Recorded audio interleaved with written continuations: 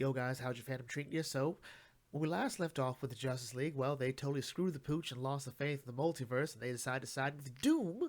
But luckily, the Quintessence pulled them out at the last second and showed them another way to win through a doorway. What's beyond that doorway? Well, we probably won't find out until May originally, but with all this COVID stuff going on, we probably won't find out until, maybe much later. Who knows? Hopefully in May still.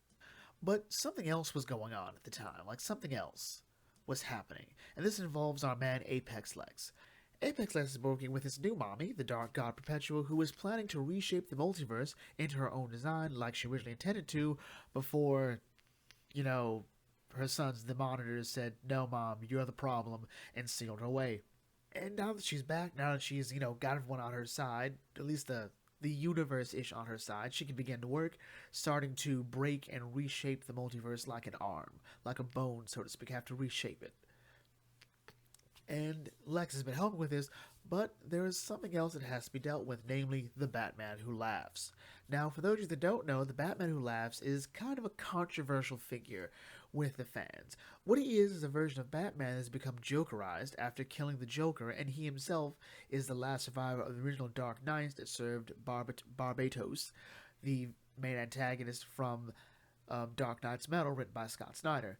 He's been across multiple books like The Immortal Men, and even had his own little mini book, The Batman Who Laughs, which I personally felt was decent, but in my opinion was Snyder's weakest story so far.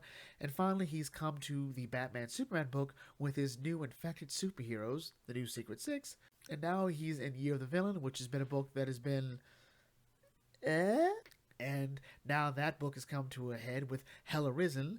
What's interesting about the Batman Who Laughs is that even Joker doesn't like him, seeing him as an abomination of the natural order, and as Joker points out, Batman is Batman, Joker is Joker, Lex is Lex. The idea being that everyone should just be themselves, and when Lex went recruiting the Joker to his Legion of Doom, Joker vows that, look, sure, I'll do it, but you don't bring the Batman Who Laughs in on this. No, you don't. Man's dangerous. I don't like him. He's part Batman. No. Lex doesn't listen, and Joker's like, "Screw you guys, I'm going home." So, Lex and the Batman Who Laugh engage in a final battle in Year of the Villain Hell Arisen, and it really is Joker's advice to Lex that helps him triumph over the Batman Who Laughs, which I think is a bit sad because Lex doesn't seem to get it. Even though he realized that, with all of his Martian powers, all of these new powers he's got, it's not what helps him win. It is in reality Lex Luthor who decides, like, I'm just going to go to the Joker, find out how the Joker toxin works, and cure the infected heroes that way, and that's all he does. He needs the Martian telepathy to access that, but it's all Lex Luthor's original abilities that do it. So he then brings the Batman Who Laughs to Perpetua, and the Batman Who Laughs reveals, like, yeah, I'm okay with this. I don't care. He reveals to Perpetua that Lex failed to kill the Justice League, and that they are alive, and that the Quintessence has given the League the means of defeating her, as well as pointing out to Lex that Perpetua totally lied about that future that he saw, where, the entire universe, the entire planet at least agrees that Lex was right. The humanity at its apex, all because of Lex? Yeah, it doesn't happen. Doesn't happen. And she doesn't need Lex. Who the Batman Laughs calls a lapdog, who brings nothing to the table, and that what she needs is a right-hand man, someone who captured and tortured a god, the Phantom Stranger, for information and who has a plan for the heroes. Perpetua agrees, strips Lex of his new power, and drops him naked on Earth, a total failure.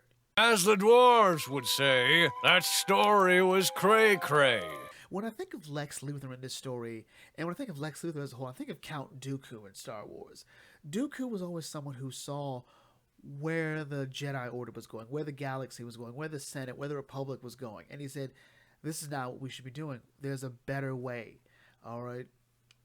And like Lex, Dooku does go down what would be objectively the wrong path to doing it. But also there's a bit of ego there. The Dooku and Lex see themselves as the ones that have to do it. They're the only ones that can make those sacrifices, that can make those plays. It has to be them. And at the end of it all, it turns out, like Dooku, Lex has been nothing but a pawn in this bigger game. It's sad.